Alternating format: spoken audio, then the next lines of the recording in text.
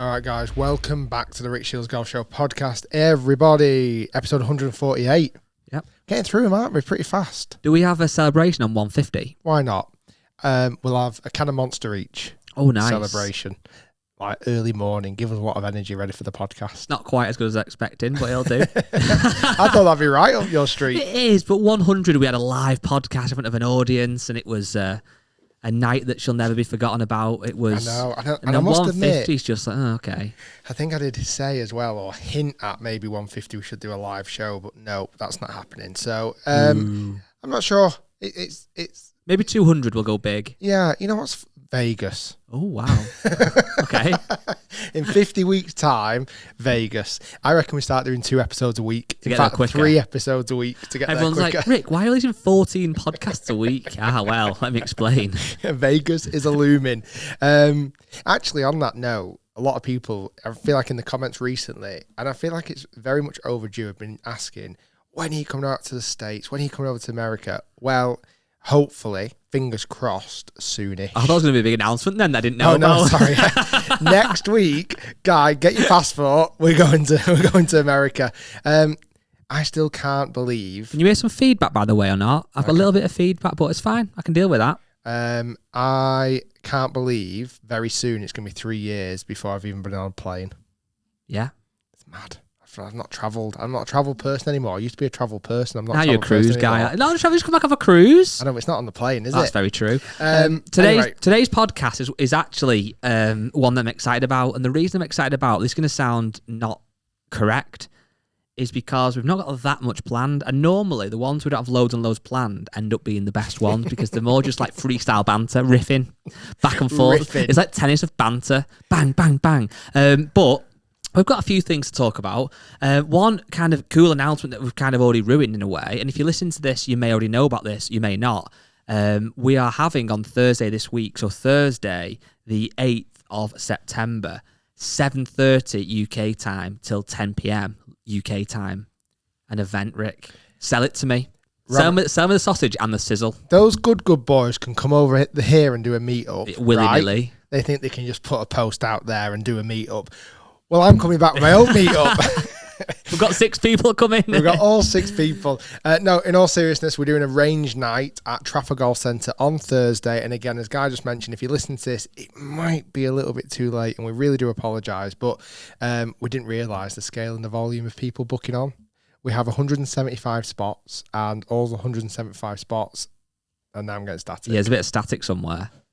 Sorry, we just had a little technical glitch there as we were so excited about range night. Explain what the technical glitch was. We've got a box down here that sometimes if it's kicked or moved, it breaks. Kicked it. 148 podcasts in, and we've got a silver box on the floor that if you ever so slightly move it, it just shuts the whole thing down. But actually, the Amazon order for a new one is arriving any moment. Exciting. So yeah, range night, loads of people, fans coming down to celebrate 10 years of me making YouTube videos.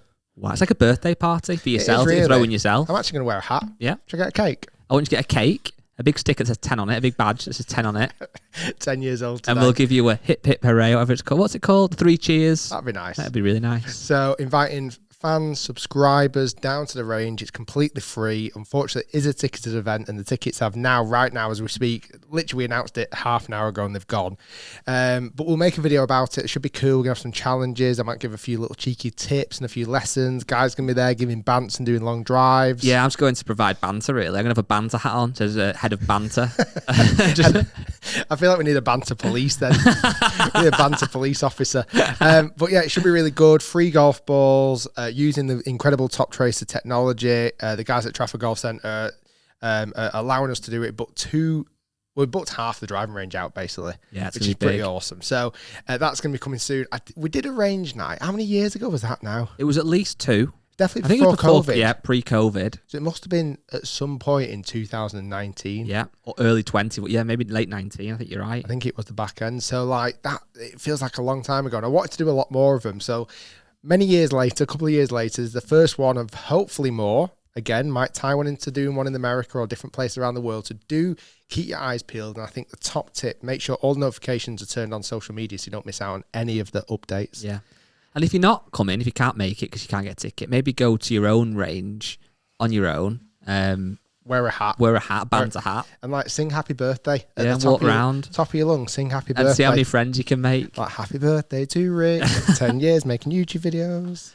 Yeah, very good. Well, today, as I said, a bit of a random show. There's bits to talk about. I'm going to talk about LIV in a bit, because why would you not? Why not? But first off, I've got an email I wanted to read out. It's from Nicole. I was going to leave it anonymous, but I think I can say it's from Nicole. It says, "Hello, Rick Shiels and the incredible podcast team." Nice. So initially I thought it was a spam, because we get a hell of a lot of spam emails, and the way it was worded, I thought, is this spam? But it's not spam, it's genuine. It says, "My fiance and I just got engaged this August. Congratulations. And you have been a part of our relationship over the past 2 years with our love for golf, Rick." So for the 2 years, there's been a lady and her fiance who've been watching the videos, listening to the podcast, and you are a part of their relationship. Love it. Do you think you have it on at night? I'm not sure if I should tell my wife this. I think she'd be all right with it. I think it's part of the job. Do you know what I mean? Yeah, you get into bed at night, candles on, put the podcast on, lids getting on. Wow. How does that make you feel? I'd be the biggest. What's the opposite to an aphrodisiac? Mood killer. Yeah, I would not. I don't think I'd set the tone. Our dulcid tones on in the background. I mean, maybe you've got to be louder to try and drum us out, but let's not get into that. Okay, so anyway, it says, "My fiance and I have found golf the greatest sport in the world. It is. And he has truly fallen in love with your podcast." Because Nice. he's a nice guy, and he likes good stuff. He's got a good taste. Yeah. He really has got great taste. That's what I've always said about him. He's a great guy. It inspires him, helps him grow as a golfer, and just in general has kept him going through being a nurse during the pandemic. He is one of my favourite people ever, isn't he? Such a good guy. That's awesome.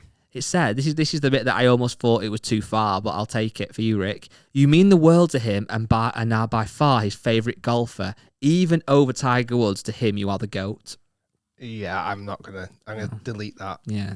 You can't. It's one step too far, It is, isn't it? yeah. It's gone from being a nice guy to a bit like, a bit over the top. a bit OTT. Isn't it? Yeah. He goes round the hospital. Have you heard of this Rick Shiels fella? he's like the best. It was You know like, what make yourself a medicine, I'm in pain here. You know what I'm going to prescribe you? A good dose of Rick Shiels. What would that help? If somebody needed a dose of Rick A Shiels. nice healthy dose.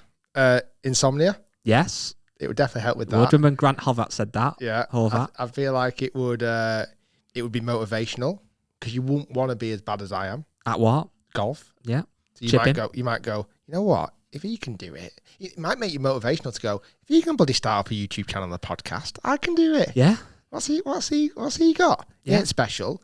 So yeah, maybe that's what I'm good for. Maybe that is what you're good for. Anyway, it says, this is where it gets a bit juicy. "So I'm reaching out in hopes you can help surprise my fiance, Josh, for his birthday." Now, there is a small caveat here. I'm going to hold my hands up. His birthday is October the 18th. Whoa. So in reality, he sent this email in early, which is a good shout. Get it in early. So we should have really filed it away, come October time, announced it, given happy birthday. I can't promise I won't lose the email by then.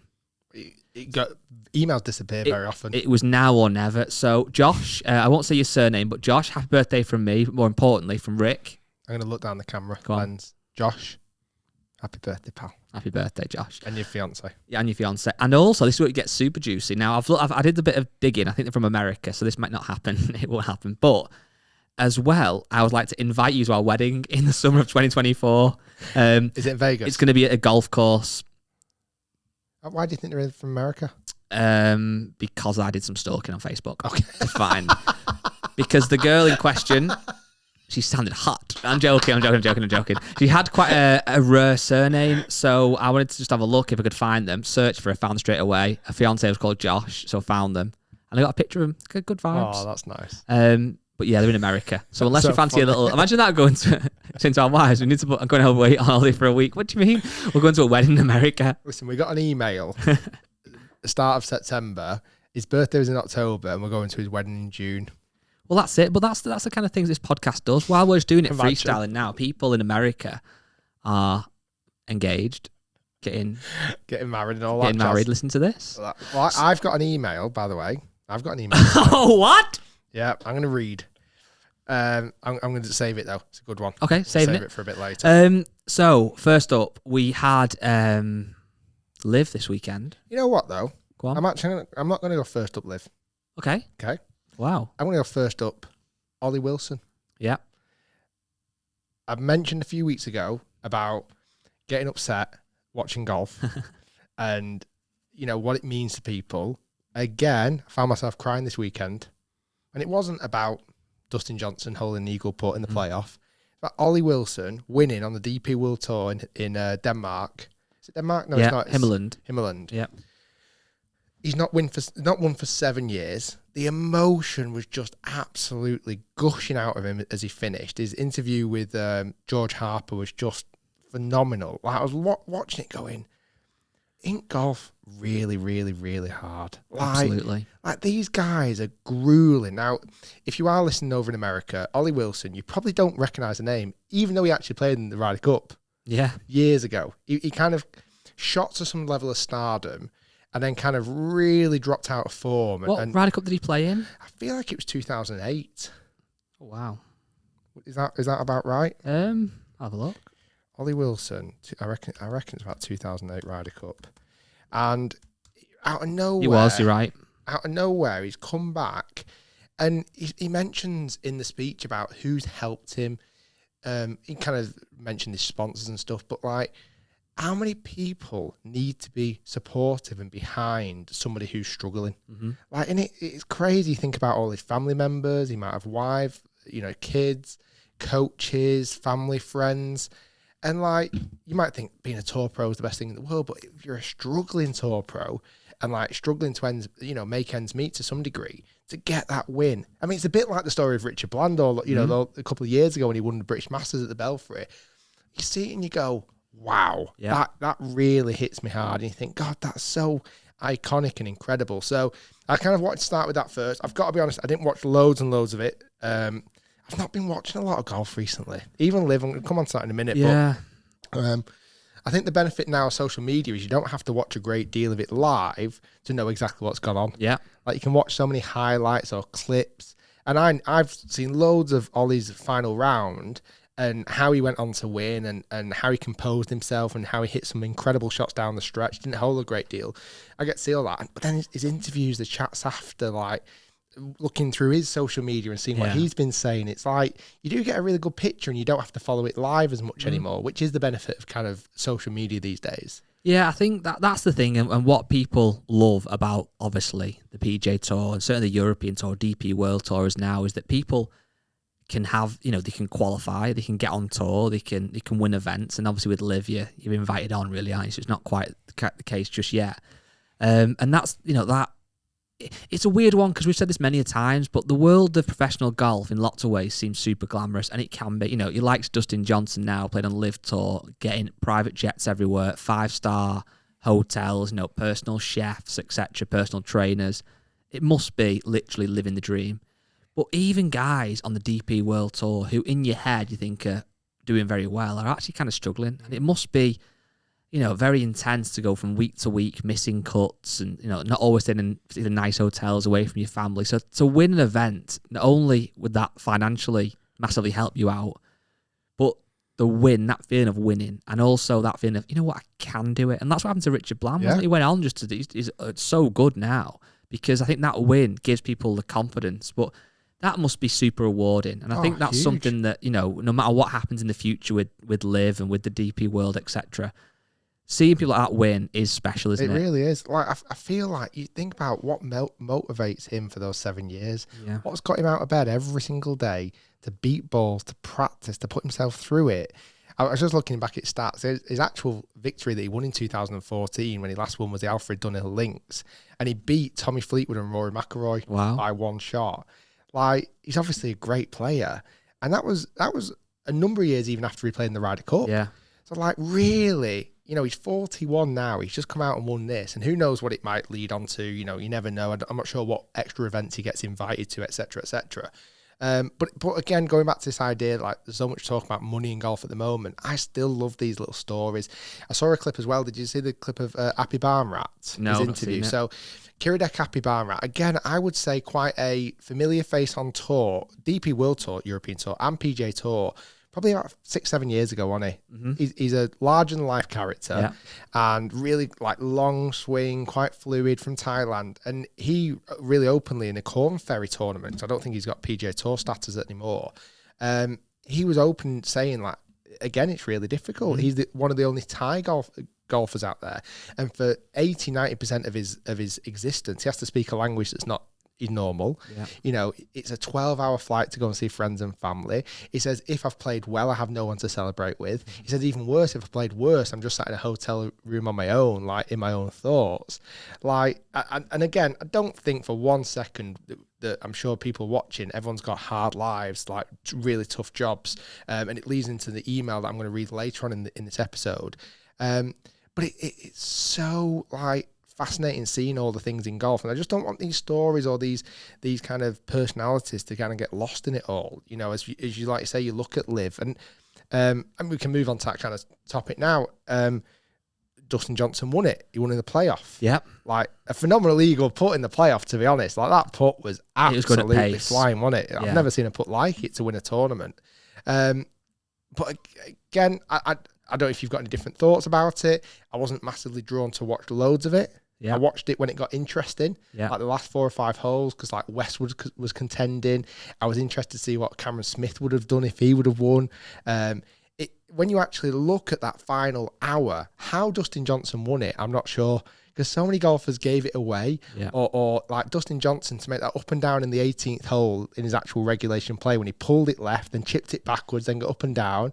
You had Joaquin Niemann nearly chipping for eagle to win the whole thing. Like Lee Westwood was on track for a 59. Yeah. Like he could have easily shot 59. He goes bogeys the last 2 to miss the playoff by 1. Like there was actually a lot of action happening in the last hour. I didn't need to watch the 2.5 days beforehand. I've obviously had this discussion, you know, several times now, and I kind of got accused of being on the fence, and I kind of thought, right, let's make my mind up on where I sit with it. I'm really, really not into it.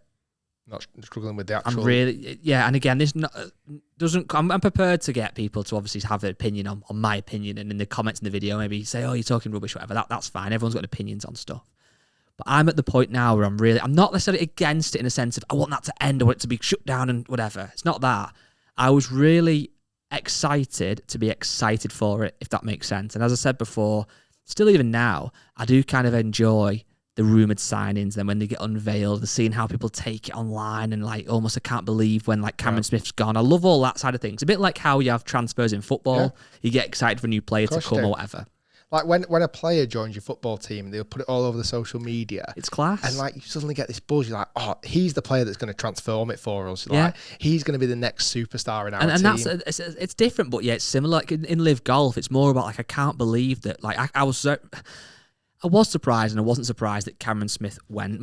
It was frustrating when we recorded. I know, we did the podcast last week, and it was announced an hour later or something. But I was kind of surprised in as much... No, I was... I don't know if the word surprised, but it's the fact that he is genuinely a super competitor right now. So the fact that they got him is huge.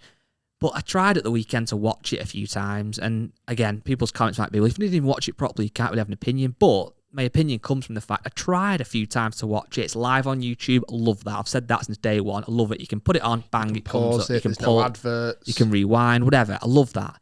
I put it on, and I was just like, I'm just not. I don't know what it is. It's just, I'm not into it at all. Like it is definitely missing this kind of magic sprinkle at the moment. The team element to me still means nothing, and maybe when it changes in a few years or whatever, and they become more franchised out, possibly. That, you know, so it's hard when you support a football team. That team has been around in most cases for 100+ years, so it's got a real history. And the PGA Tour's been around for years; it's got a history. So it outlives the players by a long stretch. The Open has got a real history, so it's very hard to understand how something that's so new can have that feeling. But I just don't get it yet. I put it on, didn't really enjoy it, didn't watch very long. I watched some of the highlights. I saw obviously the playoff win. I saw that crazy putt go in. But for me, I'm definitely not enjoying it as much as I wanted to. And I'm open to, and this isn't me with some agenda that I don't want to like it. I want to like it. And ultimately, I don't think golf is the most exciting sport to watch, period. And that upsets me because I'm a golf fan. I'm a golfer. I want other people to see my sport as cool and exciting and want to participate in it.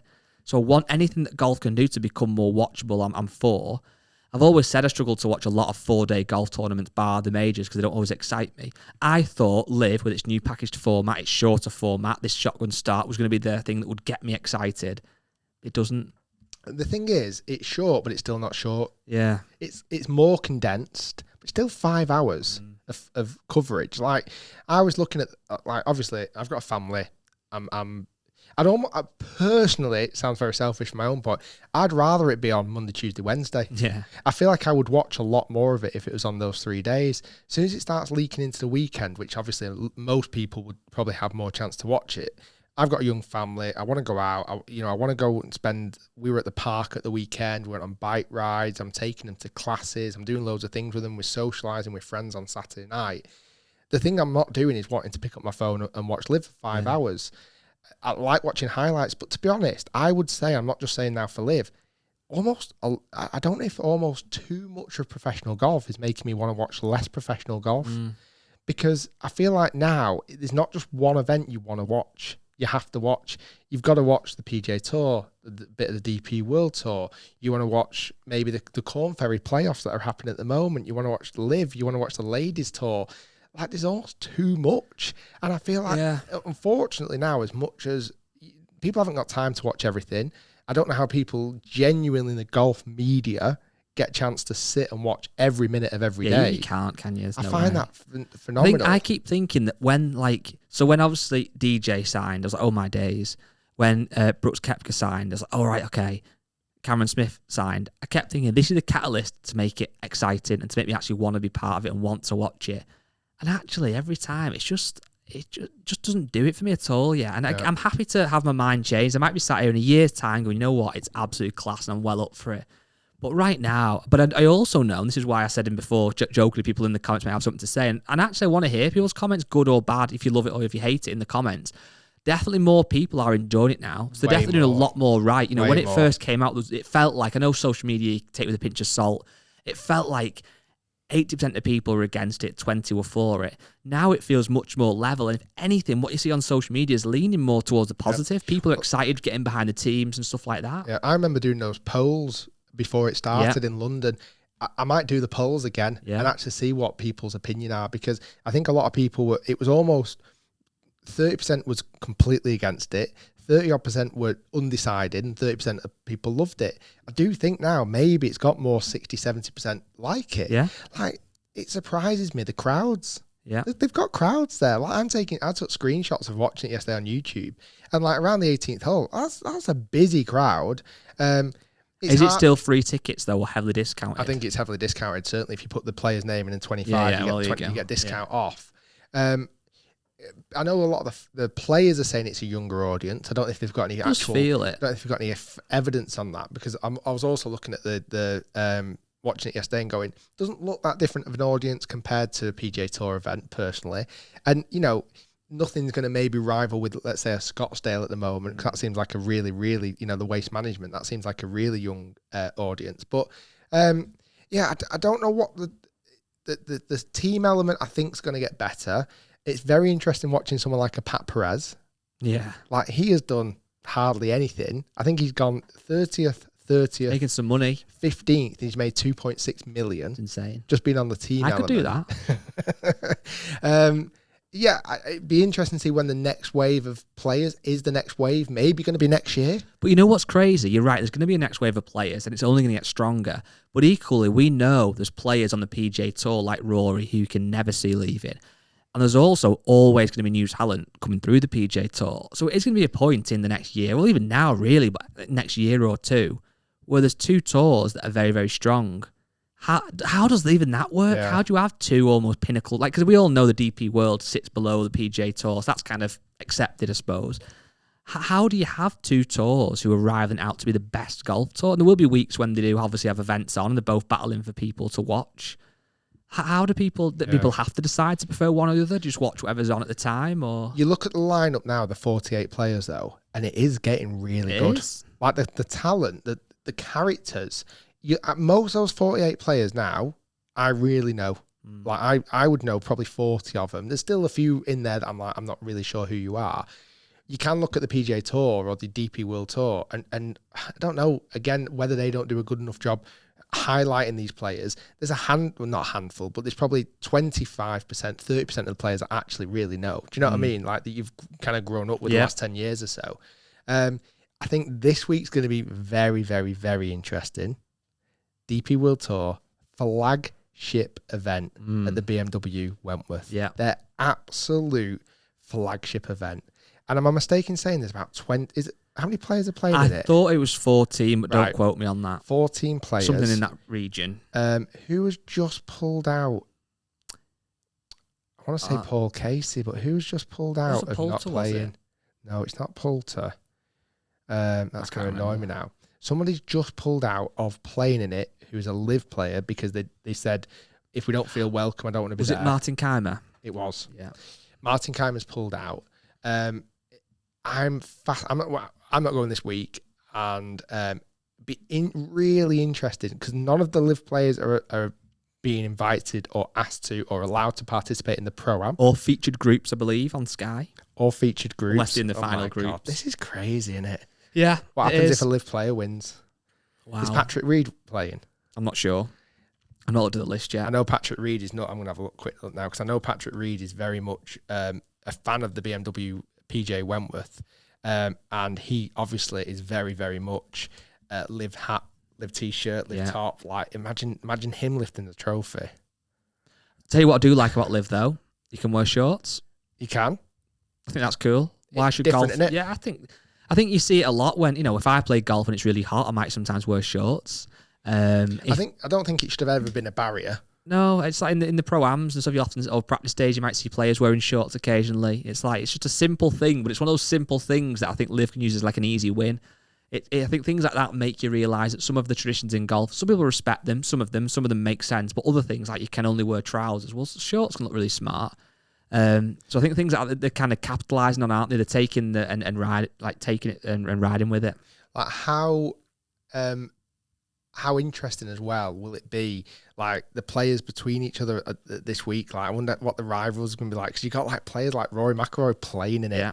Like I just think it's going to be it's crazy. Massive fight, LIV versus DP World Tour. I think the other thing as well with LIV bringing in shorts, it means they've done it first. PJ Tour now can never bring in shorts. No, it's just copying. Can they? Like it's almost like they just can't do it. I just want to see if Patrick Reed's playing. I'm pretty sure he is. I feel like him and Rory, 18th hole. Yeah, he is.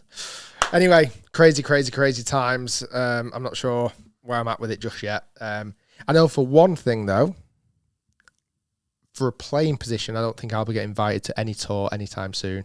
Why? I feel like my game's gone backwards, Kai. Well, when did DOS play? 3 weeks ago. But that's why. I've been analysing my game. I think what's really interesting at the moment is last time I probably played well. I'd say what bit of it as well. I'm watching a lot of the matches I've had with the good lads, which I know was filmed a number of weeks ago now, 6 or 7 weeks ago. I felt like my confidence was definitely trending. Do you think I need to put a lot more work into my game? Do you think I need to bother? Or should I just carry on chilling I'm laughing because out? I've writing title. People that are watching this podcast and listening will already know what the title is. I've just started writing Rick's Golf in Decline. So that might be the title. Rick's Golf game gone rubbish. I think with golf, we have to have realistic expectations, don't we? And I think sometimes we can almost undervalue practice. And what I mean by that is we all know that practicing helps you get better at golf, or it should do. And same with kind of exercising. If you start doing a few runs each week, you're going to get a little bit fitter. And I think when you're sometimes doing that, you don't give yourself credit for what you're doing. So what I mean by that is if you were doing like 2 5K runs a week, which doesn't seem anything massive or whatever, you don't think that you're doing a great deal, but actually it's good for you. Yeah. And then when you then stop 6 weeks later down the line, you go, oh my God, I can't even run 5K. And you didn't give yourself credit what you were doing initially. And what I'm trying to get to in a long-winded way, I suppose, is that you, before your holiday and stuff, were playing quite a bit of golf. We were playing quite on video. You were hitting balls with nips to range, etc.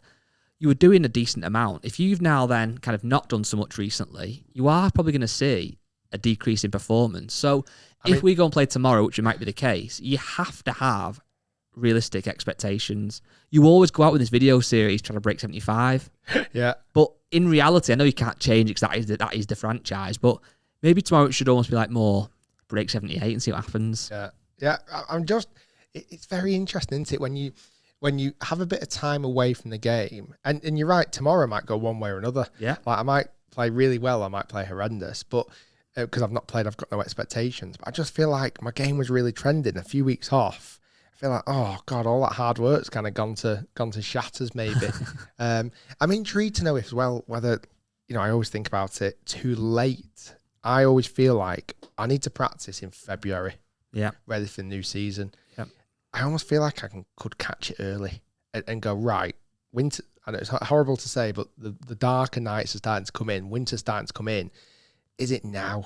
Is it now the time to go, right, let's have a look at the golf game. It's September now and go. Ready for next year? Yeah. I think as well, though, and this is people listening to this who are late or watching this, it's how bothered you actually are. So it's a bit different for you because you're making videos online. But for the average person that's playing golf as a hobby, playing on a weekend, maybe playing once after work in the week during the summer, whatever, might nip to the range once a week, and it's a bit of social as well. We all want to play better golf, don't we? Nobody enjoys playing bad golf. I think you'd be a psychopath if you did. We all want to play either well or ideally really well. But then on the flip side, it's like how much effort do you want to put in? And even then, it's like, well, it doesn't always guarantee, it doesn't actually mean that the more practice you do in theory, you should get better. But we know it's not always the case. No. So if for example, again, on a Saturdays, when you play your golf, you work all week, you've got a family, Saturday's your day to go and play golf. And you've been in the range Tuesday, Wednesday, Thursday, and put a lot of graft in. And then Saturday comes and you shoot a million. It almost annoys you more. Yeah. Whereas if you work through the week, don't really do a great deal, turn up Saturday and shoot a million, you go, oh, well, what do I expect? They don't. And that's not me saying you shouldn't practice, obviously. I think it's just about having, realistic expectations, and also how much does it actually matter to you? How much does playing golf, getting exercise, just enjoying being with your friends matter versus actually having great scores? Definitely. Do you know what I mean? Yeah, 100%. Because so many people play golf for different reasons. Yeah. Like, I'll speak to loads of pals of mine and like, Abattoir J. Yeah, Abattoir J. He's on a heater at the moment. Is he? Playing the best golf of his life. Like, I think he's won back-to-back tournaments. But only a few weeks ago, he's telling me, like, I keep blowing it up on, like, the 17th or 18th hole, and it's frustrating me and this, that, and the other. And suddenly you take one win, and he's continued to play well, and now he's really going to try and push onto his handicap. I almost would love to be in that position a little bit more sometimes. Like, have an actual handicap and a measuring stick almost. I feel like that's something that I miss. I don't know whether I miss the competition side of it a little bit as well. I do agree with you, and I sometimes do you ever miss the competition? Yeah, I do. Side of it? Growing up, I played comps almost every week. And the romantic side we misses it, being obviously a really kind of hardcore member, going up for all the comps, practicing quite a lot. But actually, when you think about it in reality, when you do play well and you win a comp or do very well, it is a great feeling.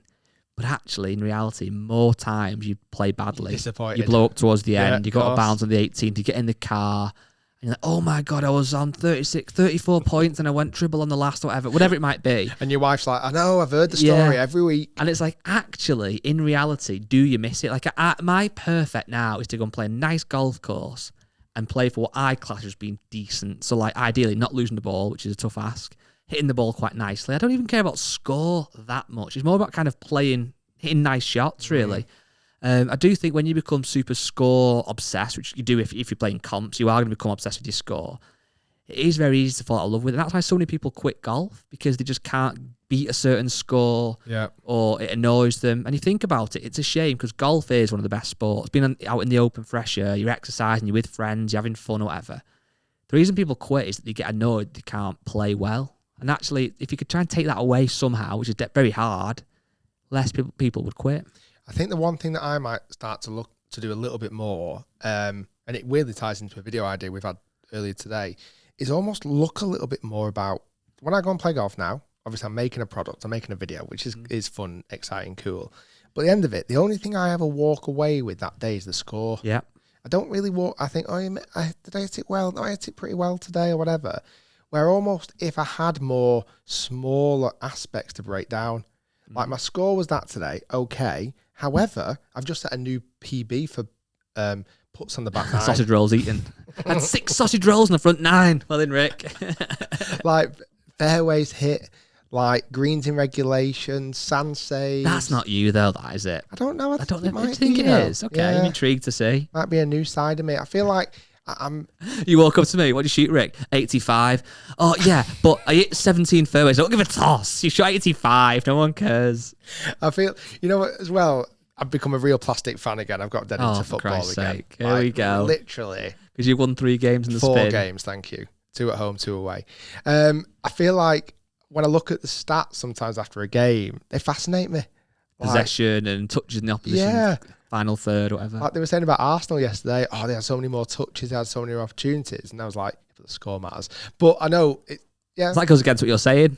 But as in, like, they can take positives away from a bad result. Yeah. They could look at yesterday's result and go, we didn't score, we made a few bad decisions or whatever. But, okay, then on the flip side, let's just say you play and you shoot 80, not happy with it, but you've hit 14 fairways, driven it amazing, and your pitching's been terrible, which has caused you to put more, whatever. You could walk away and go, well, my driving was good. But would that not make you then go, oh my God, I drove it so well, I still couldn't break 80? Yeah, but I think it would give me at least... You know what to practice on maybe more. Yeah, it would give me a bit of guidance. Okay.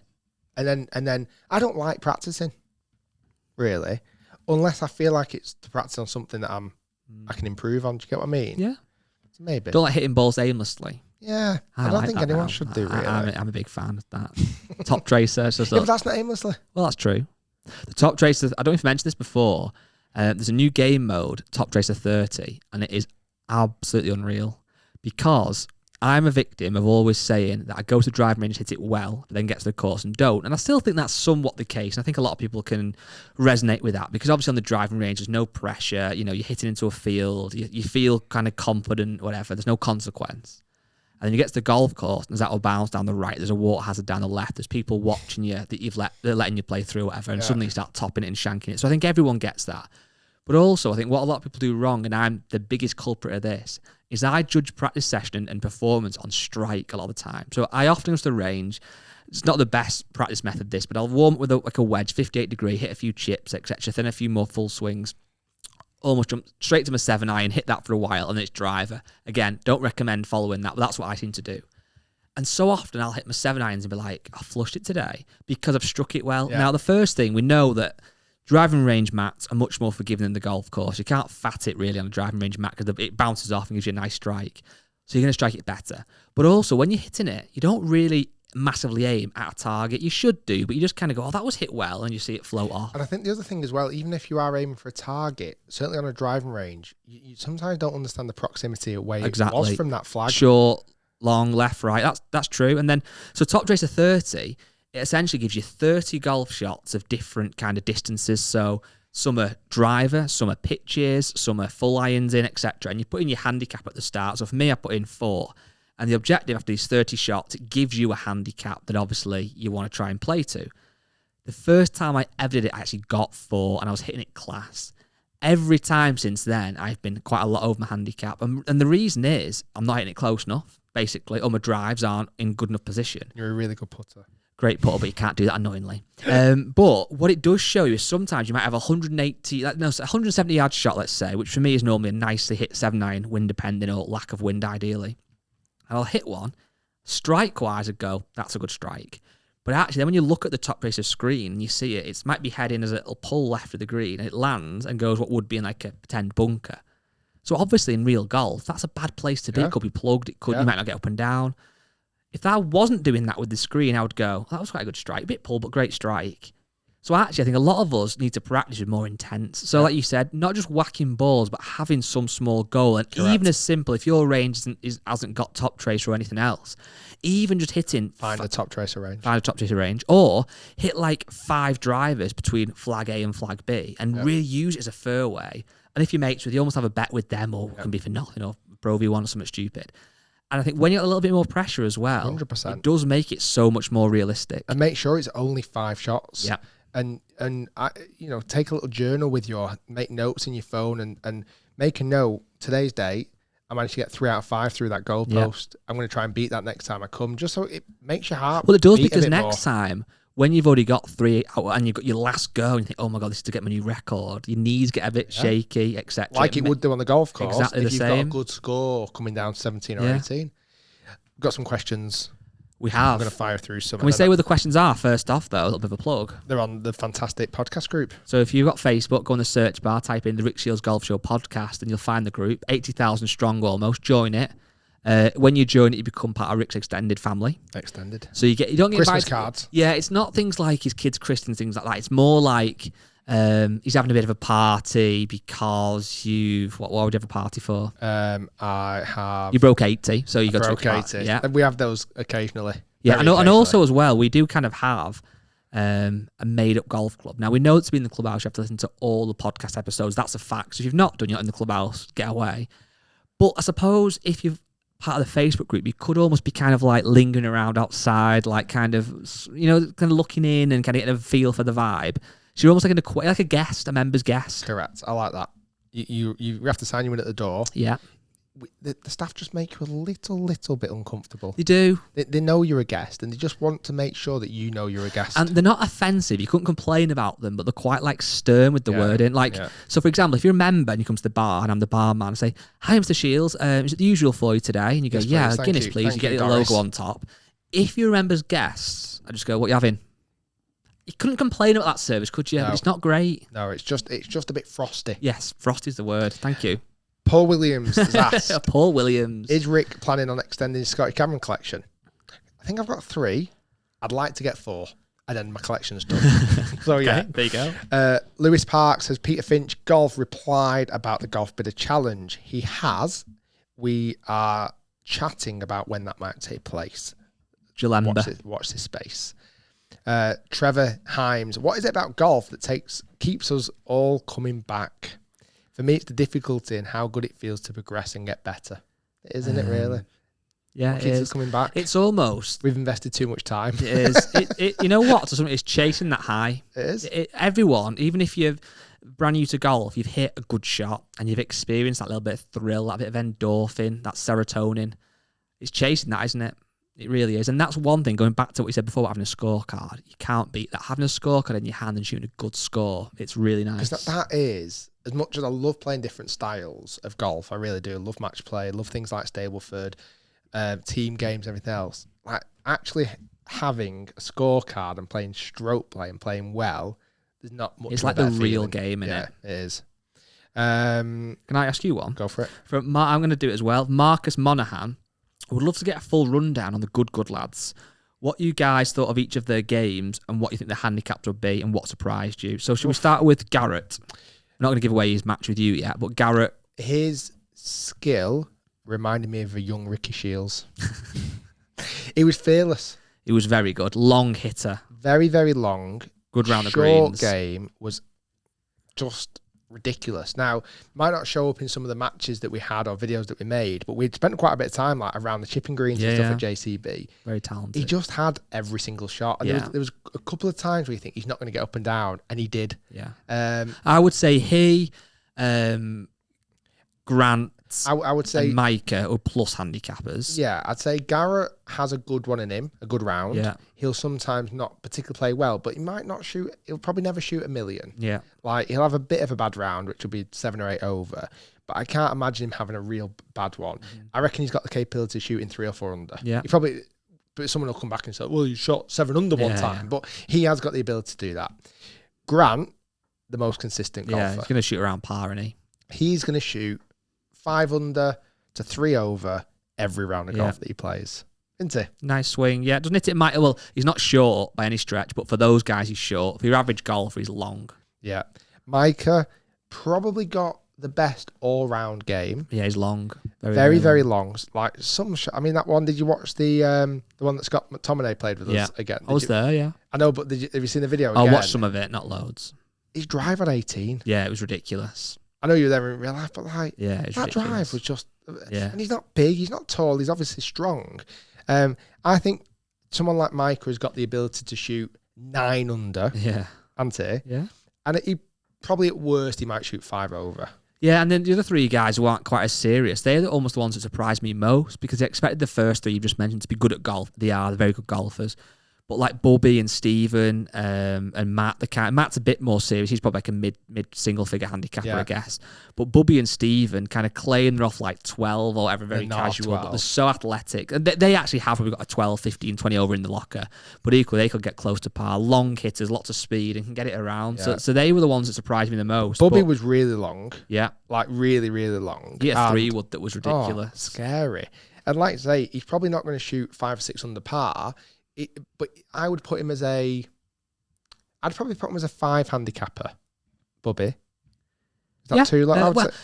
It's very... Again, it's you on a good day. Yeah, I think that's a difficult thing with handicap because if you're going off someone on a good day, then you would be. But equally, if you're doing a proper season of 20 cards, you might vary a bit. But he's a good player. I would say Matt probably plays off he's probably slightly better than Bubby. He is better. Probably off a 3 or 4 handicap. But then Stephen can play well, can he? He's probably off 5 as well. Yeah, they're good golfers. Mark Williams has said, I've had hole-in-one on virtual golf at my local Top Tracer range. Do you consider virtual hole-in-ones as genuine? I don't personally, but that doesn't stop me telling people about it. No, not at all, unfortunately. As we've said many a times, if you've had a hole-in-one and you feel like it's got some level of asterisk next to it, I think that tells you what you need to know. Unless Derek, yeah. Derek, his hole-in-one is legit. Yes, it is. We actually had another email in today about someone that's done that. I've not got it up to hand. It was actually quite sad. It was someone saying that they'd done the same thing. They'd been on a short par 4, and the person behind them had greened it. They put it in the hole, right? And they cheered as if it's gone in. The guy comes up and he's celebrating. They don't tell him. They don't know why. They just don't tell him. They then find out that earlier that month, his dad had a hole-in-one on the same par 4. But in between that time and when they've just faked this lad's, his dad passed away suddenly. And it was in the local paper. So they've never dared tell him. So hopefully that guy's not listening, actually. I just realised that. It's quite an acute story. Yeah. But they've emailed it. Well, it's their fault. But anyway. It's quite... Oh, wow. I think there's been a lot of fake hole-in-ones. I think it's something that people do more often than not. I think... When's someone going to do it to me?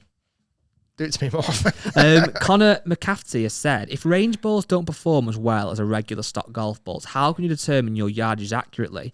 I asked this because about 2 yards long on the first green at my local... because basically there's a hole at his golf club where even just 2 yards long can actually be out of bounds.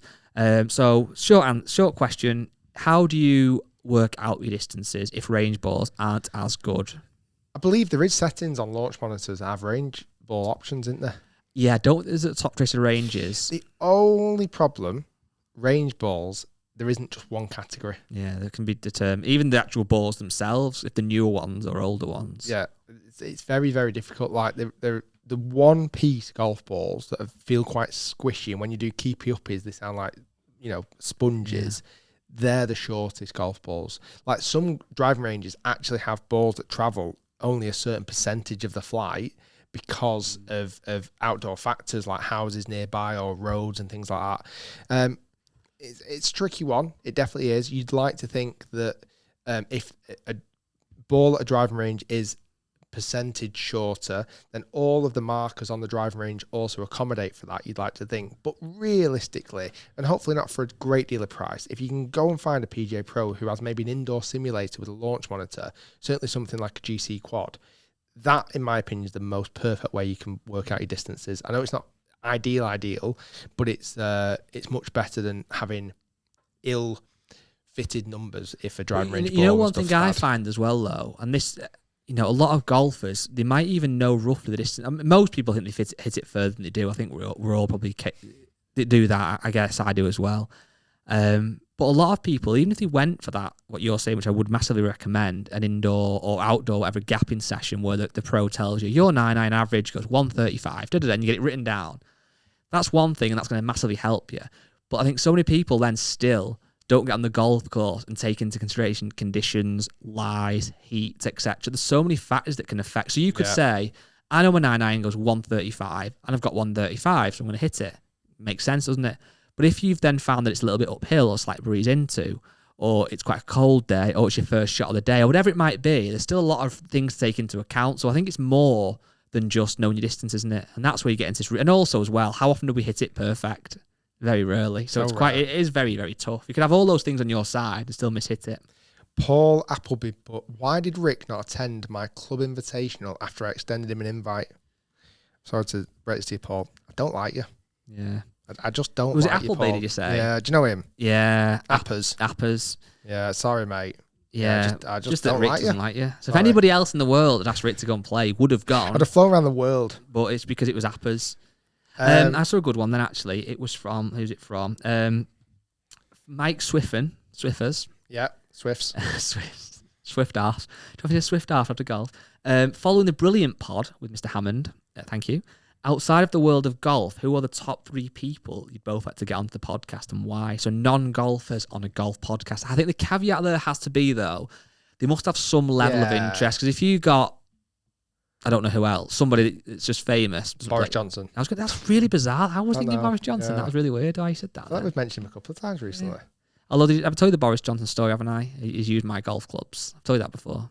In London. Yes, you did. Tower Bridge. Before he was a Prime London Minister. Bridge. Yeah. Who would you say? Will Smith. Yeah. He might slap you, though. I feel like, and again, people might disagree, I feel like his whole career was tarnished too easily. Because of that? Yeah. Yeah. A little mistake. Yeah. Let him I off. think slapping someone on the world's biggest stage, quite literally the world's biggest stage. I know, but still. Anyway, Come so back stronger. Will Smith. I would like on the podcast Michael Jordan. Oh, wow, yeah. He'd be pretty sick, wouldn't he? Yeah. I'd like to come play his golf course. Yeah. I feel like Michael Jordan practicing at the Grove, hitting some balls, thinking about who's going to take 100 grand off today. I reckon he's got headphones in listening to this podcast. Do you reckon? No. And then the third I would go for is probably Beyonce.